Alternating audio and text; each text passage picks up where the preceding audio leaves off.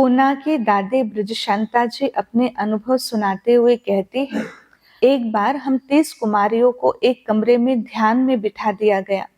उस समय वहां इतनी शांति छा गई कि कई कन्याएं तो ध्यान में चली गई।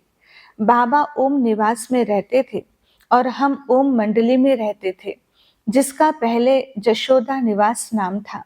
तब बाबा को फोन पर बताया गया कि कई कन्याएं ध्यान में चली गई। वे ध्यान में पियो पियो बोल रही है। बाबा आए और उनको ध्यान से उतारा। मम्मा में ज्ञान समझाने की विधि बहुत प्रभावकारी थी। मम्मा जिस किसी को ज्ञान सुनाती थी वह जरूर प्रभावित होता था। हमारे बाप और दादा भी रोज ज्ञान सुनने ओम मंडली में आते थे।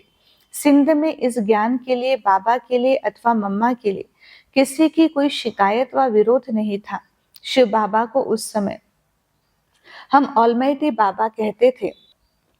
जब पवित्रता की धारणा के नियम लागू किए तब से विरोध आरंभ हुआ। इससे पहले ओम मंडली की सब प्रशंसा करते थे, इज्जत करते थे। एक दिन टेनिस कोर्ट में ले जाकर मम्मा ज्ञान सुना रही थी। उस समय मम्मा ने कहा, देखो ब्रज शांता, इधर देखो, तुम्हें कौन सुना रहा है, यह ज्ञान तुमको कौन दे रहा है, तुम्हारे सामने कौन खड़ा है। ऐसा कहते मुझे दिखने लगी। मम्मा के बोल में, मम्मा के रूप में साक्षात बाबा का स्वरूप अनुभव हो रहा था। उस समय हम ब्रह्मा बाबा को साधारण रूप में कभी नहीं देखते थे। हम ब्रह्मा बाबा को निराकार का साकार पाठ मानते थे। उस समय बाप दादा शब्द नहीं था। निराकार शिव बाबा को ऑलमाइटी बाबा और साकार बाबा को बाबा कहते थे। हम जानते थे दोनों अलग अलग हैं, फिर भी हमें अनुभव होता था कि दोनों कंबाइंड है। उस समय मुझे मम्मा में बाबा का कंबाइंड रूप अनुभव हुआ। तब मैंने कहा, हाँ मम्मा, मैं समझ गई। मम्मा बहुत रहम दिल थी।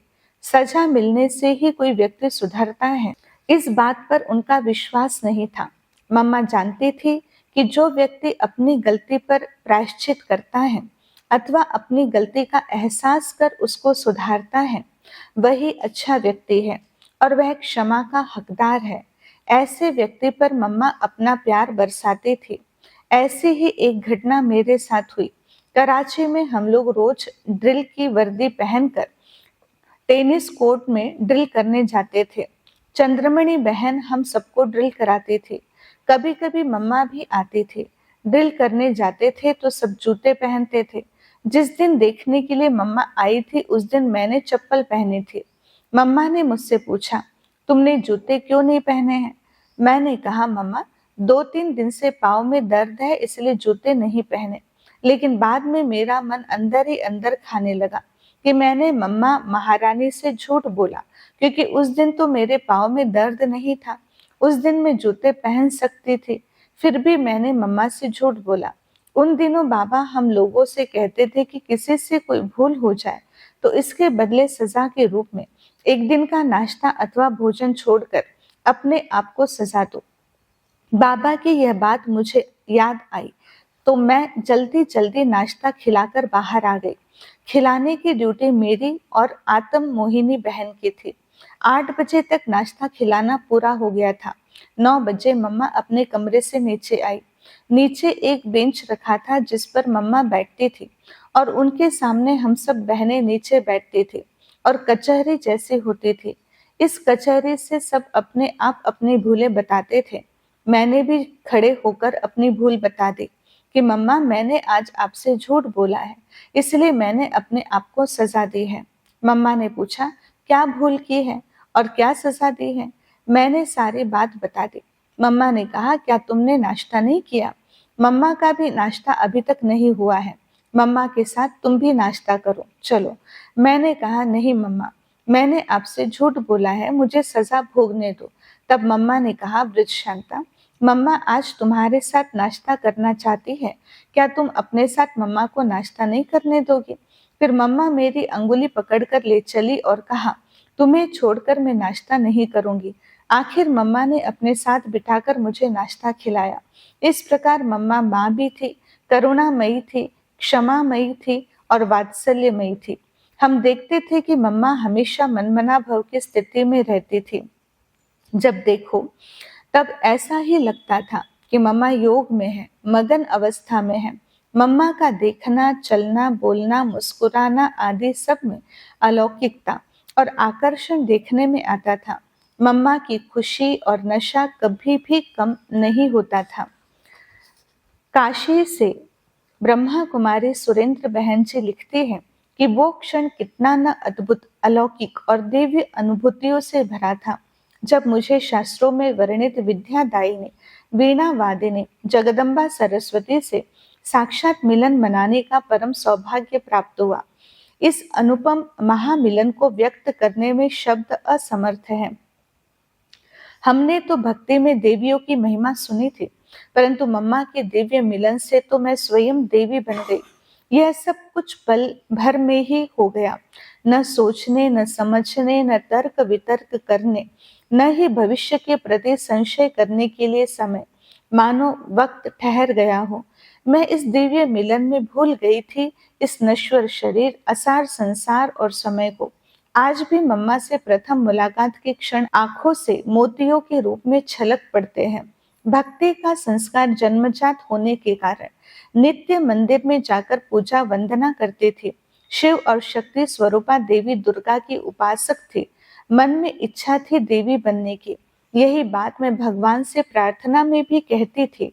एक दिन जब मैं शिव के मंदिर में बैठकर ध्यान कर रही थी, तो अचानक सामने का शिवलिंग अदृश्य हो गया।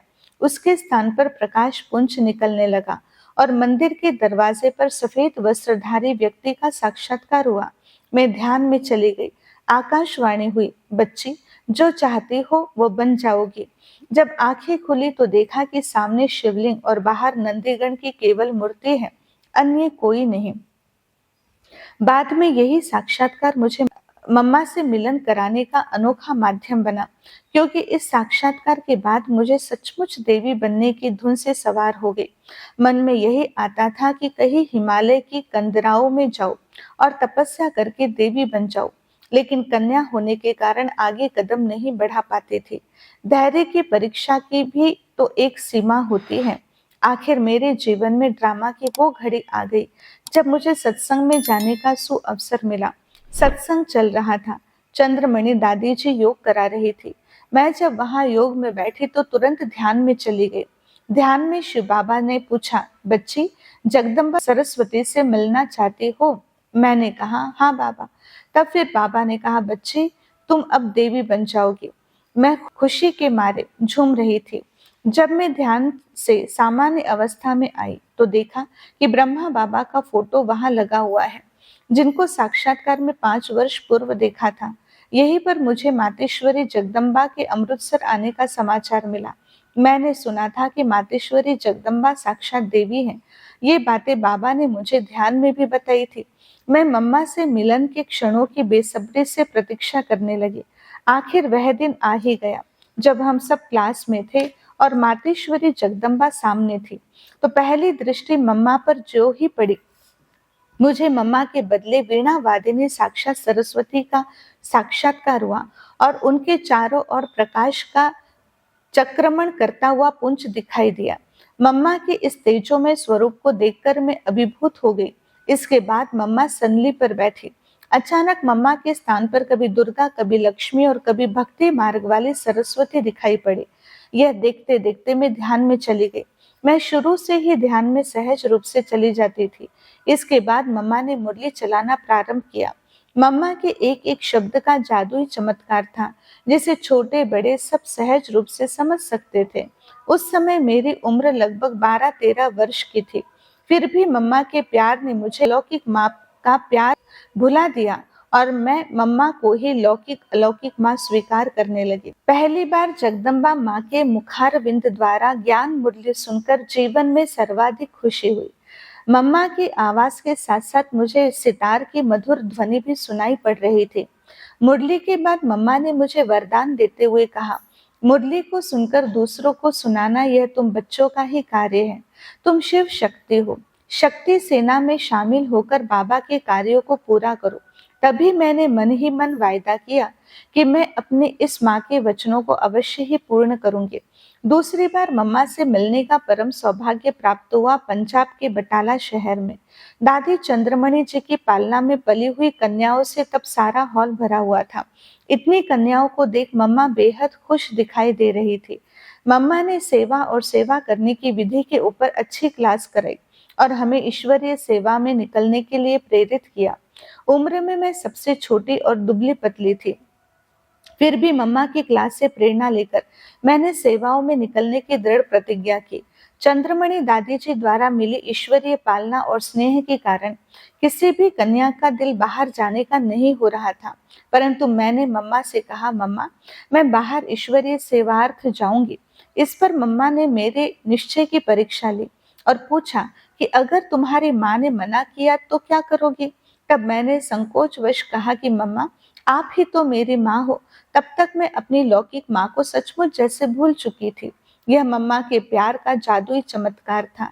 फिर मम्मा ने कहा, मैं तुम्हें शेरों के पास भेज दूं तो डरोगी नहीं, शेरों का शिकार करोगी न। यद्यपि मैं शेरों का भावार्थ नहीं समझ पा रही थी, फिर भी मैंने उत्तर दिया, हाँ जी मम्मा।